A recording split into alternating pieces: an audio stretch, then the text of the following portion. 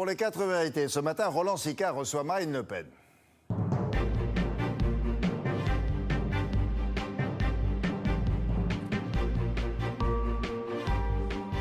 Bonjour à tous, bonjour Marine Le Pen. Bonjour.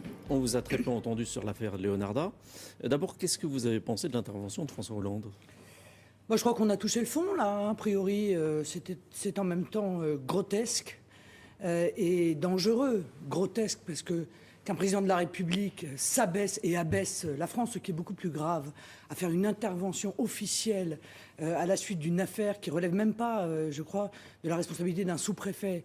C'est évidemment totalement ridicule, mais c'est surtout dangereux parce que, en faisant cela, François Hollande a appuyé sur le bouton de l'aspirateur à clandestins, car ce signal, croyez-moi, il a été entendu dans le monde entier.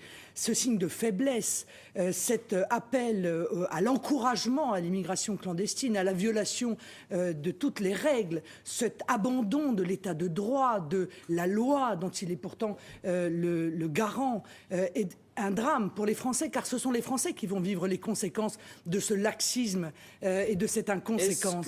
Est-ce que s'agissant des enfants, il ne faut pas faire une exception ? Non, il ne faut pas faire d'exception, et je vais moi-même dire qu'il faut aller plus loin que cela. Il faut couper toutes les pompes aspirantes de l'immigration clandestine. Ça veut dire qu'il faut arrêter les subventions aux associations immigrationnistes. Il faut mettre fin à l'aide médicale d'État. Il faut mettre fin à la scolarisation obligatoire des enfants clandestins, dont on voit bien qu'en fait on s'en sert aujourd'hui pour éviter l'expulsion de leurs parents clandestins. Et de toute façon, là, il faudrait même... Les parents, dans le cas d'espèce, ont été expulsés. Oui, il manquerait plus que ça. Écoutez, excusez-moi, parce que tout est faux dans cette affaire. Il faut quand même se le rappeler aussi. Je veux dire, le moins qu'on puisse dire, c'est que cette famille n'est pas vraiment une famille modèle. Tout est faux. Ils sont pas kosovars. Ils n'ont pas été agressés, d'ailleurs, comme on l'a dit dans la presse dernièrement. Ils ne sont pas réfugiés politiques. En revanche, ce qui est vrai, c'est qu'on leur a proposé 10 000 € pour repartir.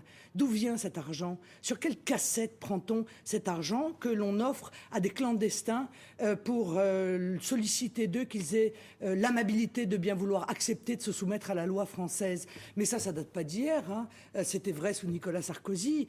Ces sommes versées aux clandestins, c'est encore vrai aujourd'hui. Alors moi, voyez-vous, la première pensée que j'ai, c'est pour tous ces Français qui voient cette gabegie, qui voient cet argent donné de manière parfaitement illégitime, alors qu'eux n'arrivent plus à boucler leur fin de mois. Voilà. Je pense aux salariés de l'agroalimentaire, je pense aux chômeurs, je pense aux familles, je pense aux retraités, que je vais d'ailleurs rencontrer tout à l'heure. Voilà, je pense à tous ces Français-là et je ressens leur colère face à la manière dont le pays est dirigé. Est-ce que cette affaire tombe bien pour vous ? Mais ce n'est pas le problème de bien tomber pour nous. Cette affaire, elle est un révélateur de ce qui se passe et probablement de ce que les Français ne connaissent pas. C'est comme ça tout le temps.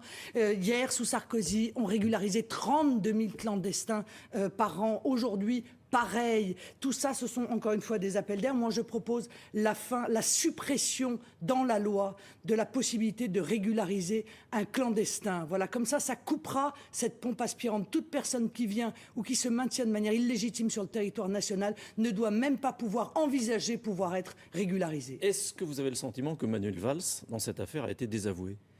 Incontestablement. Il l'a été au moins en partie. Bon, mais y a-t-il encore Il devrait démissionner, selon vous ? mais écoutez, franchement, si les gens devaient démissionner, le premier qui devrait démissionner, c'est pas Manuel Valls. Si vous voyez à qui je pense, c'est évidemment le président de la République qui, aujourd'hui... François Hollande devrait démissionner. Écoutez, hier, il a humilié la France d'une telle manière. Il n'a plus aucune autorité. Quelle autorité peut-il avoir demain ?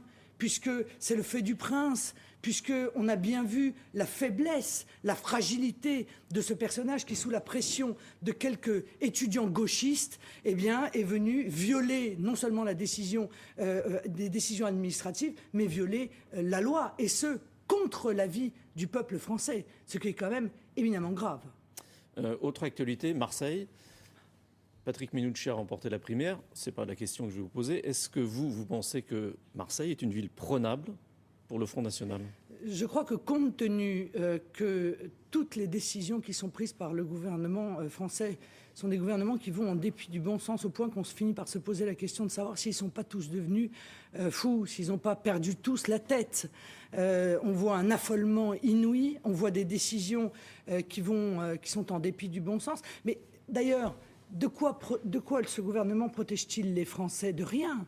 Est-ce que ce gouvernement protège les Français de la politique désastreuse de l'Union européenne? Non, il l'encourage. Est-ce qu'il est capable de protéger les Français de l'immigration clandestine? Non, il l'encourage. Ma question, c'était est-ce que vous pensez que Marseille est prenable pour le Front National? Mais toutes les villes sont prenables aujourd'hui. Car même les Français, sans alliance? Mais oui, bien sûr, sans alliance. Exactement comme l'élection de Brignoles. Car les Français ont compris. Je crois qu'objectivement, aujourd'hui, et chaque jour qui passe, ils sont de plus en plus nombreux à comprendre qu'il n'y a plus rien à attendre de l'UMPS et que le seul espoir dans notre pays, c'est une politique qui soit en même temps claire, ferme, respectueuse de leurs intérêts et capable aussi, encore une fois, d'assurer pour eux une protection face à l'Union européenne, face à l'immigration clandestine, mais face aussi, par exemple, aux États-Unis, dont on apprend qu'ils ont surveillé dans des proportions absolument spectaculaires les données Internet des Français. 70 millions de données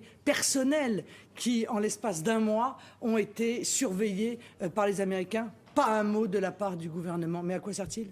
Autre actualité, la polémique avec Christiane Taubira. Une de vos militantes l'a comparée à un singe. C'est pas facile de rendre respectable le Front National?